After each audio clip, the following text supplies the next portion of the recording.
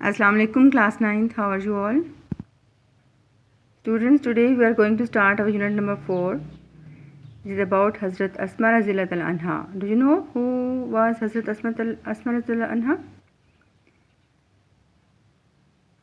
Yes. You have knowledge about her in your Islamiyat. Hazrat Asma का Islamiyat में पढ़ा होगा आप लोगों ने. And same is the topic we have in our English. अच्छा जी. What do you know about हिजरत मदीना? हिजरत मदीना कब हुई?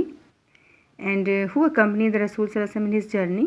किसने उनका साथ दिया इस सफ़र में जो उन्होंने हिजरत की मदीना की तरफ? And have you ever heard of the role of a Muslim woman in this venture? क्या आपने पढ़ा है कभी औरतों के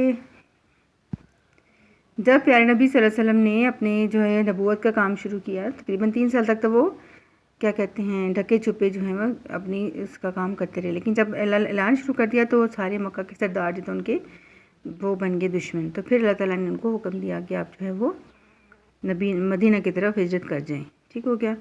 तो हिजरत मदीना का वाक़या तभी पेश आया जब कुफ़ार मक्का ने नबी सल्लल्लाहु अलैहि वसल्लम का और उनके साथियों का या फॉलोअर्स का जो ज़िंदगी वहाँ पे अजीरन कर दी, बहुत उनको तकालीफ पहुँचाई।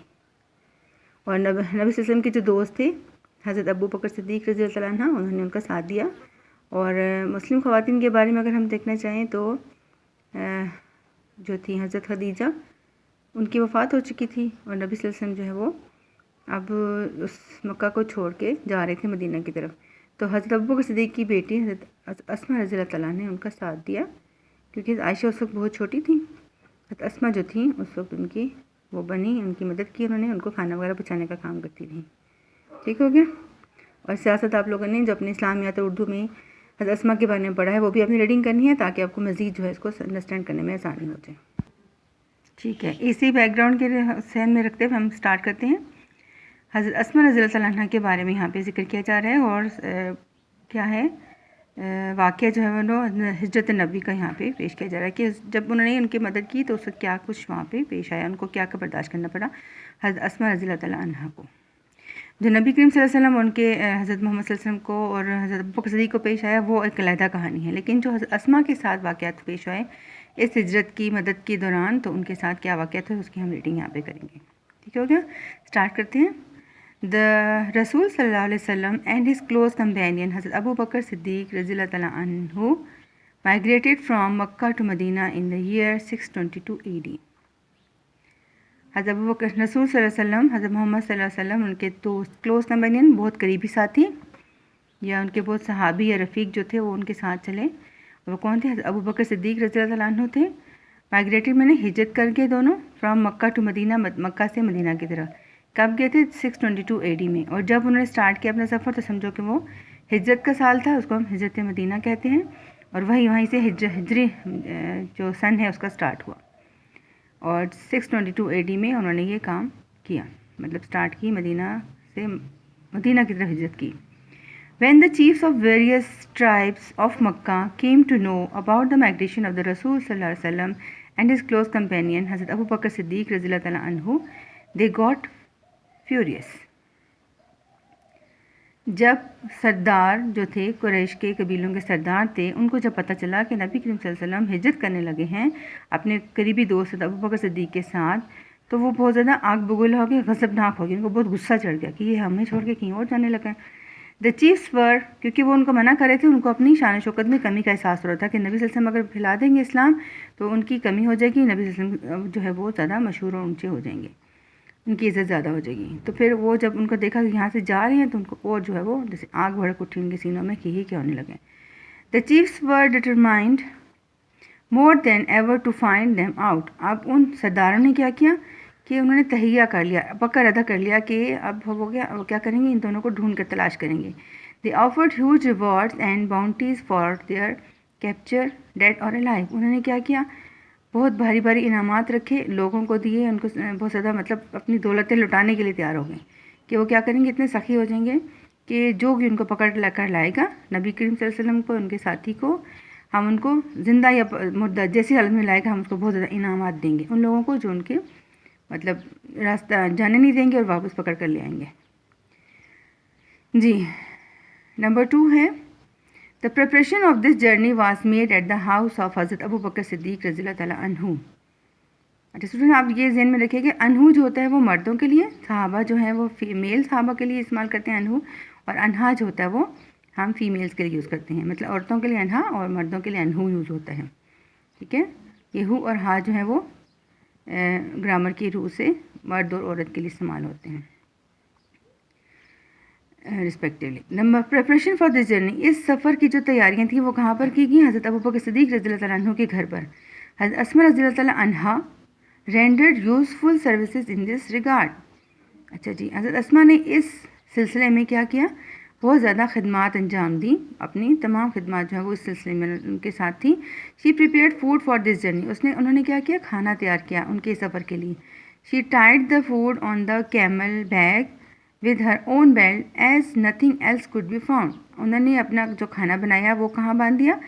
کیمل، اونٹ کی کمر کے اوپر. کس کے ساتھ باندھا؟ اپنی جو ان کے کمر باندھتے جا کے ان کی بیلٹ باندھتے تھے کپڑوں کے ساتھ، اس کے ساتھ، کیونکہ ان کو اس کے علاوہ کچھ اور ملا ہی نہیں کہ وہ کس سے باندھیں. For this service she was given the title of ذات الناطقین بائی دا رسول صلی اللہ علیہ وسلم. یہ جو خدمت انہوں نے نبی صلی اللہ علیہ وسلم کی اپنے سامان باندھ کر لے کے جانے میں، نبی صلی اللہ علیہ وسلم نے ان کو کیا کیا؟ چادر کے 2 پلڑوں والی یا ذات الناطقین کا، مطلب جنہوں نے اپنی چادر کے ساتھ یا اپنے بیلٹ کے ساتھ جو ہے وہ اس کو باندھ دیا، تو اس کی وجہ سے انہوں نے ذات الناطقین کا نام دیا. اردو میں اگر اس کا میننگ لکھنا چاہیں تو وہ بنتا ہے چادر کے 2 پلڑوں والی. ٹھیک ہے، اسما کا ذکر اگر آئے تو ذات الناطقین کا مطلب ہوگا وہ عورت جس نے اپنی بیلٹ کے ساتھ یا اپنی چادر کے ساتھ کیا کر دیا؟ ان کے سامان کو، کھانے کو باندھ کر دیا تاکہ وہ راستے میں آرام سے اپنا سفر جاری رکھ سکیں کھا پی کے. یس، اس کا پوائنٹ نمبر 3 ہے during the perilous journey it was very difficult for anyone to supply food to Hazrat Muhammad صلی اللہ علیہ وسلم. اس پرخطر، پیریلس کا مطلب پرخطر، بہت ہی خطرناک سفر تھا کہ سب سردار پیچھے لگے تھے، ایون کہ وہ لوگ کیا کر رہے تھے؟ ان کی جان کے پیچھے پڑ گئے تھے کہ زندہ یا مردہ ان کو انعامات دینے کے لیے تیار ہو گئے تھے. اچھا، اس خطرناک سفر کے لیے کہ بہت مشکل تھا کسی کے لیے کہ وہ خوراک پہنچ جاتا حضرت محمد صلی اللہ علیہ وسلم کو. Situation was so delicate that the slightest mistake could have endangered life of the رسول صلی اللہ علیہ وسلم. اب یہ صورتحال بہت ہی نازک تھی، بہت ہی اتنی خطرے میں ڈالنے والی جان کی تھی کہ اگر ایک ہلکی سی بھی کوئی مسٹیک کر دیتا تو نبی صلی اللہ علیہ وسلم کی زندگی کو خطرہ ہو سکتا تھا. The daughter of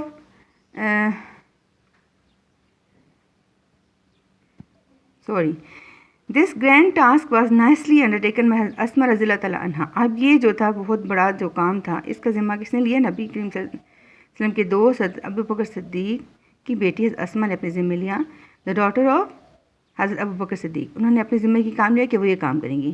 every night, ہر رات، with the pack of food she would quietly venture toward the rugged mountains in which lay the Q of Thar. جی، ہر رات وہ کیا کرتی ہیں؟ ایک کھانے کا پیک تیار کرتی ہیں. اپنا کھانا تیار کرنے کے بعد پارسل سا بنا کے وہ بالکل اپنی جان کو خطرے میں ڈال کر، وینچر کا مطلب جان خطرے میں ڈال دینا. اور وہ کہاں جاتی؟ ان پہاڑوں کے اندر جاتی. ان کے راستہ بھی بہت کمزور تھا اور وہ رات کے ٹائم جاتی تو اندھیرے میں ان کو چلنا مشکل ہوتا تھا. اور وہ کہاں پر وہ لوگ چھپے ہوئے تھے؟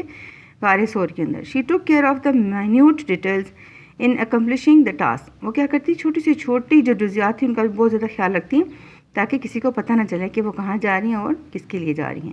How difficult it must have been for her to traverse the rocky path at night with the constant fear of being detected.